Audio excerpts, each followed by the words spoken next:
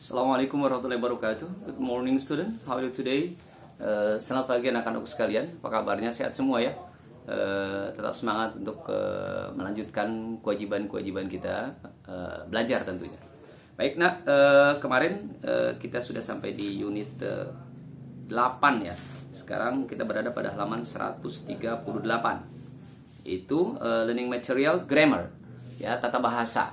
Ya. Apa yang akan kita pelajari? Passive voice. Apa itu passive voice? Passive voice itu ya kalimat pasif. Apa kalimat pasif? Kalimat pasif biasanya kata kerja yang biasanya me kemudian diganti menjadi di. Nah, itu passive voice dan dia berubah, subjek yang tadinya di depan dia akan berubah menjadi di belakang dengan menggunakan by. Itu passive voice ya. Seperti misalnya kucing menggigit tikus. Kucing menggigit tikus. Maka itu kalimat aktif. Kalimat pasifnya adalah tikus digigit oleh kucing. Nah, itu nanti kita belajar dalam bahasa Inggris passive voice, bagaimana cara membuatnya. Ya, kalau tadi misalnya jadi kucing menggigit tikus. Kemudian kita ganti tikus digigit kucing. Itu passive voice ya. Oke. Baik ya. Read the following sentences. Kita lihat kalimatnya. The cloth itself is washed repeatedly to remove any contaminants and then folded flat to remove wrinkles. Ya. Nomor 2, pepes bandeng is made from milk fish. Ya. Milk fish. Ya. Jadi pepes bandeng ya dibuat dari milk fish ya. Ya, ikan bandeng itu milk fish ya namanya ya. The clean milk fish is covered with basil and bay leaves ya. Kemudian bandeng yang sudah dihancurkan, yang sudah dikuliti, ditutupi dengan apa? Basil and bay leaves ya. Dengan daun ya. Dengan daun. Oke. Ya. Nah, saya hanya ingin menjelaskan di sini ya. Jadi sekali lagi, passive voice itu nanti kalimatnya kita ulang lagi. Ini patternnya ya, be past participle. Saya ambil contoh nanti yang mudah-mudah saja. Di sini ya patternnya, rumusnya, polanya. Ya, terus contohnya bisa baca semua ya. Jadi ya be plus past participle.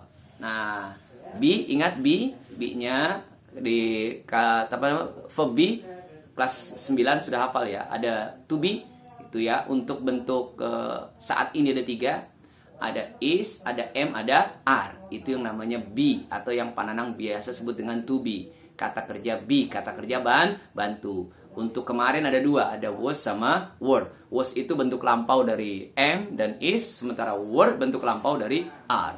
Ya, ini be atau verb be. Nah, jadi ya itu be. Pakai itu dulu, be, kemudian ditambah dengan past participle. Apa past participle? Past participle kata kerja bentuk ketiga. Kita tahu dalam bahasa Inggris kata kerja ada 3 bentuk. Yang pertama, verb base, kata kerja bentuk dasar, seperti study. Ada 2 juga ya, diingat ada 2 aturan. Yang pertama, membuatnya secara beraturan. Yang kedua, membuatnya secara tidak beraturan atau sesuai dengan kaidah orang Inggris yang sudah ditulis di kamus-kamus. Ya, tidak ada rumusnya, tidak ada polanya. Tapi kalau yang beraturan itu ada polanya. Ya, kita review lagi, kita ulang lagi. Ya, jadi pertama untuk membuat passive voice kita gunakan be. Apa itu be? Be itu verb be, kata kerja bantu. Ya, atau biasa disebut juga to be. Is, am dan are. Is untuk siapa? Untuk she, he, it, good. Am untuk siapa? Untuk I. Kemudian are untuk siapa? Are ini untuk they, we, you. They, we, you pakai are ya. Ini yang disebut dengan be. Itu be atau verb be atau to be yang digunakan untuk waktu sekarang. Ya, saat ini. Tapi kalau untuk kemarin itu berubah. Am berubah menjadi was. Seperti yang sudah misalnya I am in the class. Kapan itu di kelasnya? Saya saat ini ada di kelas. Jadi kita tahu dalam bahasa Inggris membuat kalimat atau mengucapkan kalimat sangat bergantung dengan waktunya. Ya. Jadi nanti karena apa? Karena akan berbeda. Mengucapkan waktu untuk sekarang atau untuk saat ini dengan waktu untuk kemarin itu beda. Jadi kalau saat ini I am in the class. Tapi kalau kemarin I was in the class, yang sudah mungkin kamu ingat dulu di kelas, kita sudah bahas di kelas 8, I am a baby. Artinya apa? Dia seorang bayi. Tapi kalau kamu sekarang nggak mungkin bilang, ya baby juga nggak bisa ngomong, ya mungkin bisa balita. Ya, jadi kita bilang my brother is a baby. Saudara laki-laki saya bayi. Tapi kalau dia sudah kelas 7, ya kamu tetap bilang bayi kan nggak mungkin. When my brother was baby, ketika adik saya nih waktu bayi gitu. Kapan waktu bayinya? Dulu. Jadi was itu mengatakan yang sudah lewat, ya. Jadi was, ya. Past tense itu kan sesuatu yang sudah lewat, yang sudah terjadi. Nah, itu was, ya. I am in the class. Kapan ada di kelasnya saat ini? I was in the class yesterday. Ya, saya ada di kelas kemarin. Nah, itu menggunakan was. Kalau untuk were itu, ya, was juga untuk si, he is juga was. Si, he, it, maksud Pak Nanang. Si, he, it. Ya, she is in the class. Misalnya Bu Hajijah is in the class. Berarti sekarang tuh Bu Hajijah ada di kelas. Tapi kalau kemarin Mrs. Hajijah, Bu Hajijah was in the class, menggunakan kata was yang berarti sudah lewat. Ya, sudah terjadi. Nah, ini ya, jadi perbedaannya. Nah, kemudian kalau Dewi you kita gunakan are untuk saat ini. You are at home. Kamu ada di rumah. Nah, kalau kemarin ada di rumah, sekarang kamu nggak ada di rumah. You were ya at home. Kamu kemarin ada di rumah. Oke, ya. Nah, ini penggunaan to be. Nah, kemudian ya, nah itu setelah to be itu ada past participle. Jadi past participle apa? Kata kerja bentuk ketiga. Ingat dalam bahasa Inggris kata kerja itu ada 3 bentuk. Ya. Contoh yang pertama, misalnya study, studied, studied. Bentuk pertama study yang kita kenal dengan verb base, kata kerja dasar tanpa imbuhan apa-apa, study. Kemudian kata kerja karena kata kerja itu nanti bisa masuk apa saja. Bisa studying, bisa studies. Nah, kita pakai yang study. Itu kata kerja dasar, verb base. Makanya dulu biasanya VB. Ya, verb base atau juga kata kerja bentuk pertama, ya. Kemudian kata kerja bentuk kedua disebut dengan apa? Verb fast. Ya, verb fast. Good. Ya, verb fast kata kerja yang sudah terjadi. Dari study kemudian menjadi studied. Ya, satu lagi past participle. Ya, menjadi studied juga. Nah, ini yang pertama. Yang kedua, pergi. Apa pergi kata dasarnya? Kata kerja dasarnya go. Good. Bentuk keduanya when. Nggak boleh go. I went to school yesterday. Saya pergi ke sekolah, ya, last year, tahun yang lalu. Ya, sekarang 2 tahun yang lalu. Sekarang udah nggak boleh ke sekolah. Dilarang ke sekolah. Ya, I went to school.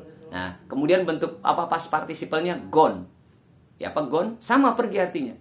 Nah, ini yang pertama disebut dengan namanya regular verb, kata kerja yang beraturan. Bentuk kedua dan ketiganya berubahnya sama dengan menggunakan rumus tambahkan d atau ed. Jadi di study tinggal kita kasih ya study, ada yang berubah y-nya berubah i, studied menjadi studied. Misalnya apalagi cook ya, cook ya. Cook tulisannya ikan cook, C-O-O-K. Itu kemudian kalau masak cook ya, kemudian masaknya kemarin cooked, tambahin ed ya. Yang past participle juga cooked ya, pakai ed juga. Itu past participle bentuk ketiga. Nah, itu yang tidak beraturan. Yang pertama disebut namanya irregular verb, kata kerja yang berubah secara beraturan. Apa aturannya? Tambahkan d atau ed. Kalau nggak terdengar d-nya dibantu dengan sama ditambahin jadi ed tambahannya. Bisa tambah 1 huruf, bisa tambah dua huruf. Nah, kemudian yang satu lagi berubahnya tidak beraturan. Bagaimana? Ya, kita cari di kamus-kamus bahasa Inggris. Pasti biasanya kamus-kamus yang lengkap itu di pertengahan kamu dikasih tahu itu perubahan tentang kata kerja. Ya, perubahan tentang kata kerja. Nah, ini tugas kamu ya di tengah-tengah ya. Di kelas 8 juga Pak Nanang sudah singgung, sekarang diperdalam lagi. Nah, yang bentuk ketiga itu disebut past participle. Jadi setelah tadi to be ya, kemarin makanya dikatakan batik. Nah, they are made in Indonesia. Di halaman atau kayak misalkan batik, batik ya. Batik apa kata gantinya? It, betul. Batik is made. Nah, batik dibuat in Indonesia. Ya, batik is made in Indonesia. Batik dibuat di Indonesia. People in Indonesia, orang-orang di Indonesia, ya, is orang-orang Indonesia made batik, membuat batik. Nanti kita sebaliknya, nanti batik dibuat di Indonesia. Maka kemarin di awal kan made in, dibuat di. Itu kan asalnya membuat kemudian menjadi made in, dibuat di. Ini ya yang disebut dengan apa namanya? dengan passive voice. Itu kata kerja pasif atau kalimat pasif, bukan kata kerja, mohon maaf, kalimat pasif. Ya, semuanya ya, kalimatnya ya. Saya lebih menarik biar gampang aja, contohnya di halaman 139. Nah. Simple present tense, aktif dan pasif. Nah, ketika simple present tense aktifnya adalah Sania cleans her room every day. Ya. Ya, atau kita buat Sania's room atau the room is cleaned. Nah, clean ini kata kerja the room ini tanpa Sania's room juga boleh, the room saja. Biar gampang the room saja dah. Ya, the room ya kan begini, Sania cleans the room. Pananang ganti kalimatnya biar mudah. Sania cleans the room. Sania membersihkan kamar. Nah, sekarang kamar dibersihkan oleh Sania. Bagaimana? Kalau tadi Sania itu kalimat aktif, Sania ya Sania cleans the room. Nah, sekarang buat kalimat pasifnya bagaimana? The room is cleaned. Nah, cleaned itu bentuk ketiga. Dari clean, cleaned, cleaned. Ya, karena dia beraturan. The room is cleaned by Sania. Jadi seperti itu. Ya. Every day, setiap hari. Nah, ya. Kemudian, ya, itu untuk apa namanya? Untuk yang kalimat simple present tense. Banyak, misalnya pananang, ya, motong biarin ya, motongnya cuts ya. Pananang cuts, cutsnya pakai s. Pananang cuts the apple. Pananang motong apple. Dan the apple is cut. Kemudian cut ini dia bentuk pertama, kedua dan ketiganya sama. Ya, atau mungkin pananang ganti aja yang lebih gampang. Pananang eats, ya, makan, eats the apple. The apple is eaten by Mr. Nanang. Ya, jadi gitu ya. Ibu masak apa? Nasi goreng. Ya. Ibu masak nasi goreng. Mother cooks, pakai s, cooks ya. Mother cooks fried rice. Fried rice is cooked by mother. Ya, jadi subjeknya pindah ke belakang, kemudian objeknya lari ke depan. Ya, dengan kata kerjanya. Nah, sekarang pakai apa? Pakai to be sesuai dengan objek yang jadi to be, yang jadi subjek tadi. Ya, itu untuk simple present tense. Jadi kalimat aktif menjadi kalimat pasif. Jadi pananang ulang kalimat pasif ya, tadinya kalimat aktif tadinya me kata kerjanya, kalau di kalimat pasif menjadi di. Ya, seperti itu aja lah. Ya, pananang motong apel, apel dipotong pananang. Ya, pananang cuts the apple. The apple is cut pananang. Is cut by Mr. Nanang. Oke. Kemudian ada present progressive tense agak berubah. Kita lihat present progressive tense atau yang biasa kita sebut dengan present continuous tense yang maknanya sedang, yang artinya sedang. The children are reading books in the library. Anak-anak itu sedang membaca buku di perpustakaan. Nah, jadi anak-anak sedang membaca buku. Sekarang buku dibaca oleh anak-anak. Oke, buku dibaca oleh anak-anak. The books, nah books-nya banyak. Nah, kata gantinya they, maka to be-nya nggak is. Kalau bukunya satu is, tapi bukunya banyak menjadi are. The books are being read. Read ini bentuknya sama. Read, read. Ya, tulisannya aja yang sama, tapi bacanya berubah. Ya, tapi secara tulisan dia tidak berubah. Bacanya berubah. Bacanya bagaimana? Books are being read by the children in the library. Jadi buku itu dibaca oleh anak-anak di perpustakaan. Anak-anak itu membaca buku di perpustakaan. Anak-anak itu sedang membaca buku di perpustakaan. Kalimat pasifnya, buku itu sedang dibaca oleh anak-anak di perpustakaan. Ya. Jadi apa yang pertama? Kamu tadi are itu rumusnya, tapi untuk present continuous tense ing-nya menjadi being. Ya, ada being-nya. Nah, itu being-nya. Satu lagi present perfect tense ya. Mr. Tom has taught the student for 1 year. Pak Tom sudah mengajar murid-murid itu selama 1 tahun. Itu kalimat apa? Aktif. Kalimat pasifnya, the student have been, pakai have.